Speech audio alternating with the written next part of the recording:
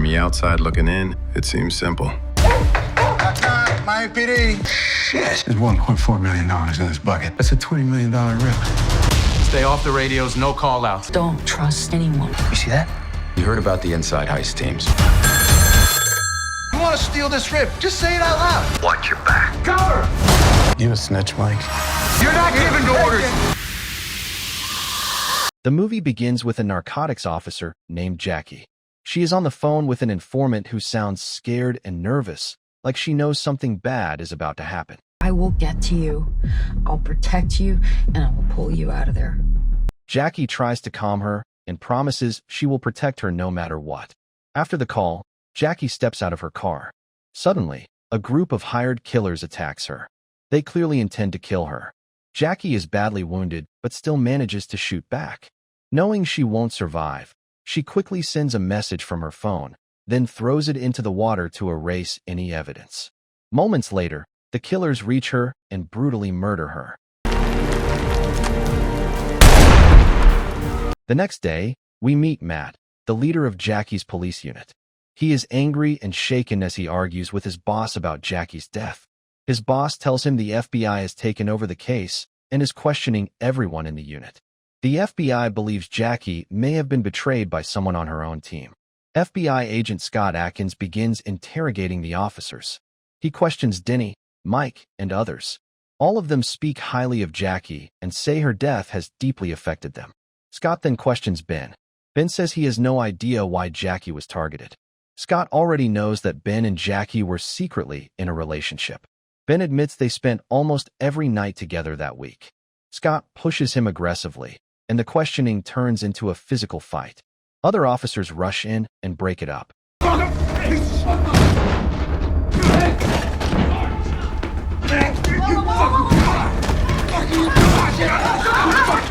Later, Matt's boss asks why Scott and Ben keep clashing. Matt explains that they are brothers and have had a bitter rivalry for years. Ben later storms into the bathroom, overwhelmed with anger and grief. Matt follows him, and it becomes clear that Ben resents his brother deeply. Both men are determined to find who killed Jackie, even as the FBI continues to suspect an inside betrayal. Ben later rejoins the team, joking and acting normal to hide his pain. At the same time, Matt listens to Jackie's final message, which mentions a house rumored to be full of cash. Soon after, DEA agent Kyle arrives with his unit. Kyle's team has worked closely with Matt's crew in the past to take down major criminal groups. Matt shares the tip about the house, and both teams prepare for a raid. We had a Crime Stopper tip come in. Just now? Yep. Before the raid, Matt gives each officer a different estimate of how much money they might find.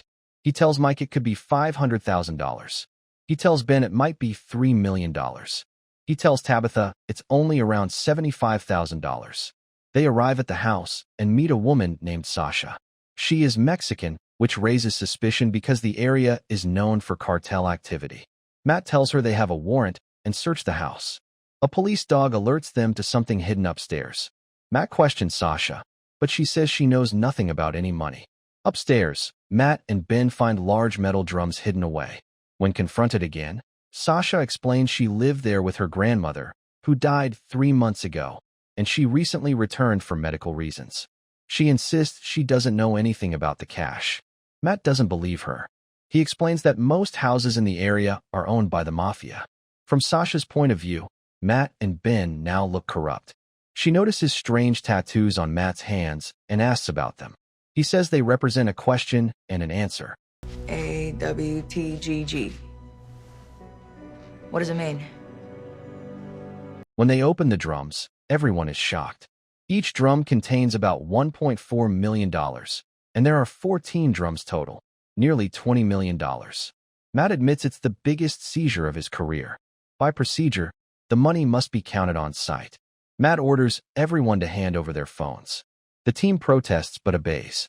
He assigns Denny and Tabitha to count the money and tells Mike to stand guard outside. Ben warns that staying with that much money is dangerous and suggests leaving immediately. Matt refuses and insists on following protocol. He also orders that their boss not be informed yet. Ben mentions that Jackie was expecting a big tip, and this could be what she meant, but Matt shuts him down. Suddenly, Mike warns that police cars have arrived outside. Ben and Mike go out to talk to them. The officers claim they were never told about a raid. Ben and Mike quickly realize something is wrong when they recognize the cops as low-level officers, including one who is currently suspended. They rush back inside, knowing things could turn deadly fast if those cops learn about the money. Everyone arms themselves and puts on bulletproof vests. Sasha is tied up, angry and helpless. Outside, Mike secretly uses a second phone to text his chief, telling him they found a massive amount of cash and that everything is about to spiral out of control. Back inside, Matt pressures Sasha again. This time, she finally breaks. She explains that 2 men dropped off the money earlier. They told her that if anyone came, she should let them take as much cash as they wanted, because the money meant nothing to them. As Sasha talks, she notices a photo on Matt's phone. It shows a young child. She asks him who it is. Matt tells her it is his son. After that, Matt and Ben check Sasha's background. They find that she has no serious criminal history and seems to be telling the truth. Suddenly, a phone starts ringing. Ben answers it. A calm but threatening voice tells him to take whatever money he wants and leave right away. The caller warns Ben that his life is not worth risking for only $500,000. Hello? You have 30 minutes to get the fuck out of that house. Just do your job and take the money that was supposed to be there. No one needs to die for $150K. Ben is furious. He pulls Matt into another room. Ben reminds him that Matt first said the house would have $3 million. But now the caller mentioned only $500,000. Ben realizes that Matt has been lying from the beginning. Matt refuses to explain anything. Ben now believes Matt is hiding a much bigger plan. Back inside, Denny and Tabitha keep counting the money. As they count, they begin to imagine how their lives could change if they took just a little of it. The temptation becomes very strong. Outside, Ben calls Kyle and asks him to come help. Kyle says no at first. Ben then explains that Matt got a secret tip, which led them to this house. He also tells Kyle about the massive amount of money and that Matt still has not told the chief. Kyle admits he is desperate. Since his son died from cancer and his wife left him, his life has fallen apart. He wants justice for Jackie. Finally, he agrees to come. Listen, I'm wrapping up right now. Let me get to you. 10 minutes, I will text you. Watch your back. Inside the house, Sasha watches Matt whispering to Denny and Tabitha. She realizes Matt is planning to steal the money with them. Outside, Ben talks with Mike, who says the area feels too quiet. Suddenly, the lights in the house across the street begin flashing. Someone uses the lights to send insults in Morse code. Angry, Ben moves toward the house. At the same time, Mike goes back inside. Sasha hears Matt on the phone. Matt tells the chief they only found $500,000 and that they are leaving. Mike walks in right after Matt hangs up. Sasha warns Mike that Matt and the 2 women are planning to steal the money. Another phone rings. This time, Denny answers. A voice threatens them, saying they have 10 minutes to leave or they will all be killed. Hello. Listen to me. People are gonna start dying in 10 minutes. Get the fuck out. Mike calls the chief again and tells him to come quickly. He warns that things are getting dangerous. Mike goes back inside and tells Denny and Tabitha, but they say everything is fine. When Matt returns, Denny tells him armed men are coming in 5 minutes. Suddenly, gunfire explodes outside. The officers shoot back. Tabitha is hit and badly hurt. Matt and Mike chase the attackers, but they escape. Ben returns with 1 captured man. The man admits he works for the mafia, but says he did not shoot anyone. They call the man's cartel boss. The boss says the money is not theirs, and they do not care about it. He also says his people did not kill Jackie. He believes the killer is someone from inside the unit. Matt and Ben are shocked. Back inside, Matt tells everyone that no one is coming for the money. Denny suggests they keep most of it and report only $500,000. Ben explodes in anger. He accuses Matt of planning everything and even killing Jackie. Matt accuses Ben instead.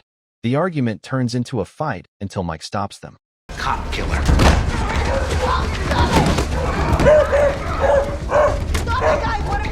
What the fuck are you doing? Matt orders everyone to pack the money and leave. Mike goes to the bathroom and realizes his phone might be missing. Ben calls Kyle again and tells him to hurry. Kyle agrees but says the tires on their vehicles were slashed, so he will bring a truck. Mike asks Sasha for her phone, but Matt has it. Mike notices candles around the house and starts a fire. As flames spread, Mike helps Denny and Tabitha pack the cash. He tells them what number to report. The house burns as they carry the bags outside. Kyle arrives with the truck. They load the money. Mike tells Denny and Tabitha to take Sasha to the station. Mike rides with Kyle while Matt stays behind. As they drive, weapons ready, Kyle tries to call the chief. Mike tells him Matt already gave the chief the wrong number. Matt now starts to suspect that Mike is the real traitor. Sasha had overheard Mike calling the chief earlier. Mike had planned everything carefully. He pretended to fake calls, gave secret signals, and used Sasha to expose Matt. Now, the truth is starting to come out. Mike strongly denies being a traitor. He says he worked alone and had no partners. Matt then reveals his trap. He explains that he gave each team member a different amount for how much money was in the house. Only Mike was told the amount was $500,000. Later, that exact number was used in the threatening phone call to Ben. Mike argues that he could not have made the call because his phone was with Matt. At that moment, Ben pulls out a second phone that belonged to Mike. He had taken it earlier during their fight. Everyone realizes that Mike used this hidden phone to contact the gunman and arrange the attack. Mike tries to defend himself. He claims that Jackie messaged him the night before about the money. He says he gave everyone different numbers to expose the real traitor, and the threat using his number proves his plan worked. When asked who his boss is, Mike refuses to answer. They then question Kyle, asking why he came alone instead of bringing his team. Kyle says his unit had already gone home. Matt and Ben accuse Kyle of being Mike's partner. Kyle starts laughing. To confirm the truth, they force Mike to call his chief. As the phone rings, Kyle's face changes. At the same moment, Kyle's own phone starts ringing.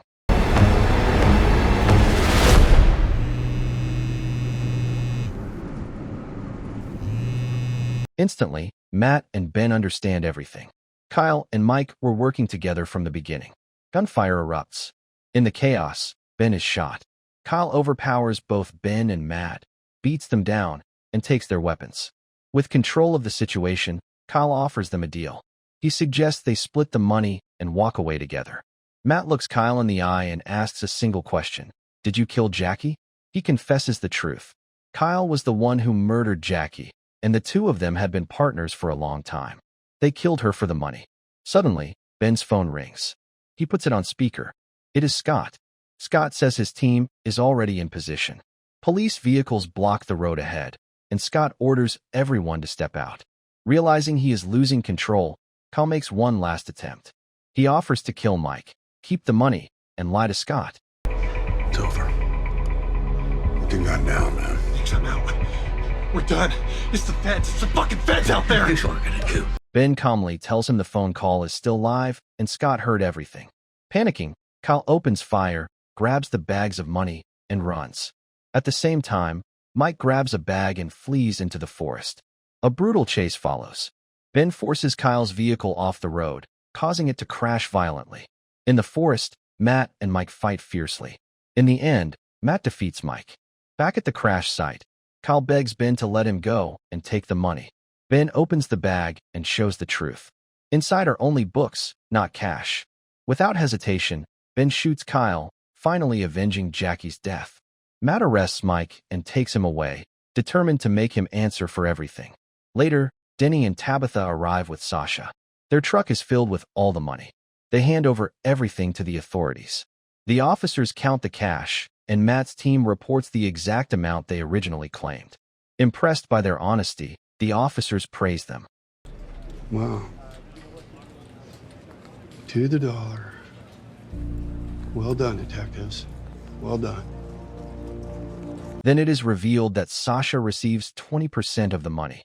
She was actually Jackie's informant, the same woman Jackie spoke to at the beginning of the film.